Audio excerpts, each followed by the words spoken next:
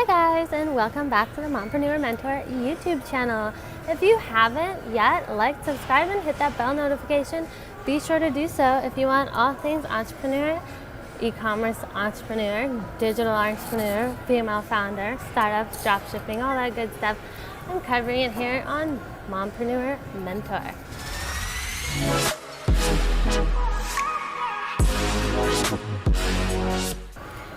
Let's dive right into the topic of today, and it is Amazon. So my experience with Amazon was when I was doing actively dropshipping before I sold my corporation that was on dropshipping, or the main business model was dropshipping. And how did I also sell on Amazon when I use Shopify and I teach Shopify, right? So this is how it works. Shopify has an open API, and so that allows developers and other marketplaces to attach to it and integrate with it without a Zapier or a middleman. They plug directly into the back end of your Shopify ECommerce platform. So this also works with eBay, and they have multiple other e-commerce partners where you can list your products from your Shopify store over on these other platforms, such as Amazon, eBay, there's Wish, and there's a bunch of them.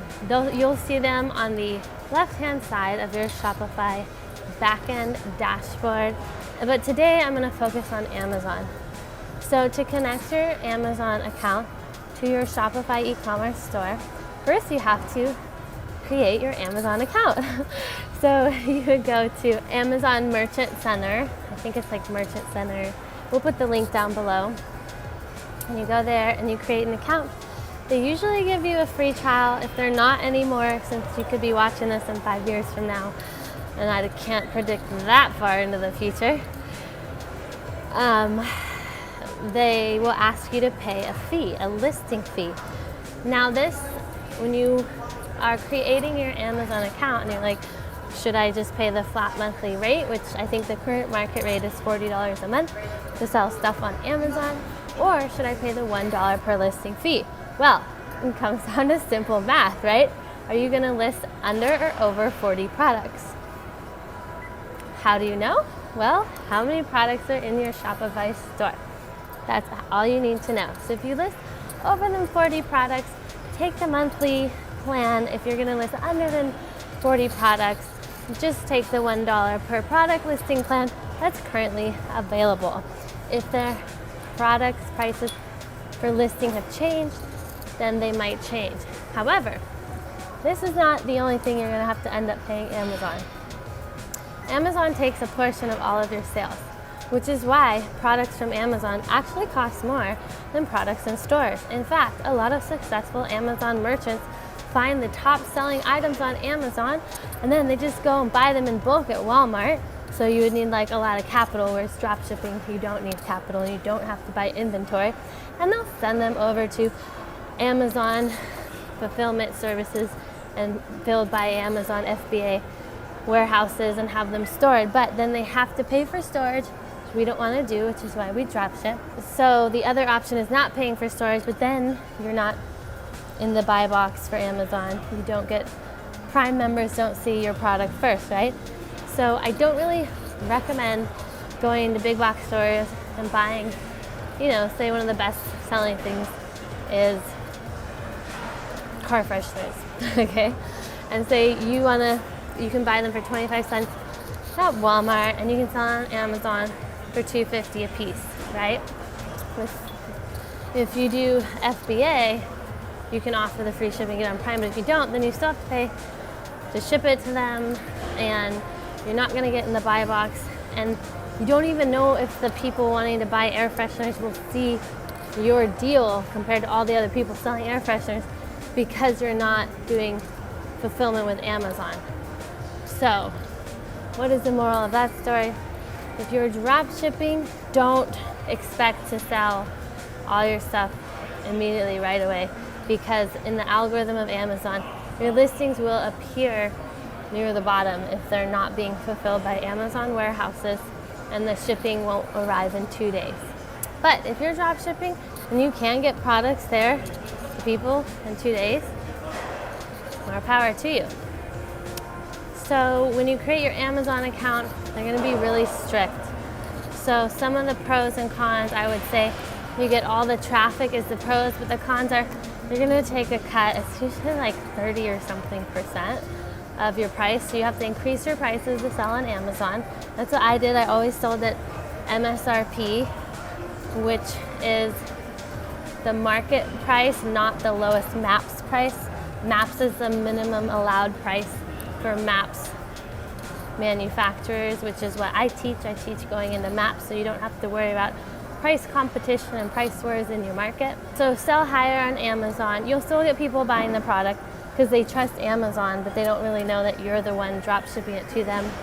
And you should let your supplier or drop shipper or whoever's shipping know that when a purchase is made on Amazon, because if you ship that product late, Amazon will ding your account and you'll get lowered in the algorithm and you get in trouble, and you have, like, Amazon is really strict about how you treat their customers, right? And people could send stuff back or say, hey, it took too long to get here, so now I just don't want it. And then you're stuck with like figuring out, where is my product? How do I get it back? Because I paid for it, you know? So be wary of that. If you're gonna be selling on Amazon, make sure you are shipping stuff on time, and the shipping settings are kind of on the right-hand side of the current Amazon Merchant API backend, and you have to be very careful. So make sure you're doing that, because if your account gets at risk, you will be shut down by Amazon. You're like, well, Lisa, why would I even want to sell on Amazon when what you're telling me is they take like all the money and they charge you a fee to list, and I won't be in the top of the algorithm because I'm not storing products at their warehouse, and I probably can't get them shipped in 1 to 2 days without charging massive shipping, because unlikely anyone will buy my product on Amazon, because it will also be the most expensive price for that product on the market. Well, you're going to be surprised with the traffic that Amazon gets. If you get a winning product, you can make so much money. Like, it just happens. People still buy on Amazon. I mean, you make less compared to selling stuff on your Shopify store. That is true, but you still make money. So why not list it? So I'd list it there anyways. If the manufacturer or the dropshipper, the partner you're working with, doesn't have a monopoly on selling on Amazon and they allow you to sell their products on Amazon, I highly recommend selling your products on Amazon. So after you create your account, make sure that you pick the right monthly fees, if it's per listing or bulk, or you know exactly how you're going to ship your product, if you're going to drop ship it, you're going to use Amazon fulfillment. Make sure your price is taken into account. Number 3, the percentage of the profit that they're going to take. And number 4, make sure your shipping settings are set correctly so you don't get marked and put your account at risk if you don't ship on time. Because I think the default is like 1 to 2 day shipping, which is hard for a lot of independent merchants to do on Amazon, although it's getting more frequent. That being said, once you set all that up, you have your shipping settings done, you have to fill out, your tax form. They're going to have to have your EIN, and you have to have codes for all of your merchandise. So once you set up all of that in your Amazon backend, make sure that you then go over to your Shopify and you click on the left-hand side, and it's going to say Connect Channels, and you're going to say Amazon, and it will populate a page in the backend. You just click Connect to Amazon. It will open up the web browser to Amazon Merchant Center login. You will log in with your newly created account, and voila, it will populate and attach. What happens after your Amazon is now attached to your Shopify? What do you do next? You go into the Amazon channel link where you just were, and once it's connected, it'll show all of your products in that channel tab. You just click send over, and then Shopify will send it over to Amazon, and it'll show up in your Amazon products, and then you can edit accordingly because Amazon does have some restrictions. So you have to have a white background for your photo. You have to have the very specific photo specifications. They have specific description specifications, and all products require, it's not a VIN number, what is the VTIN number, something like that?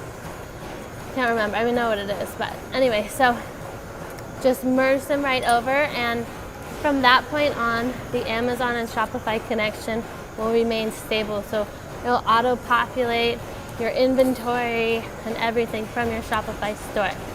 So you don't really have to go into the Amazon backend except to confirm when an order is sent. Yeah, that's it. That's my Amazon video. Just some pros and cons for Amazon and Shopify integration and selling, and a little bit of how to.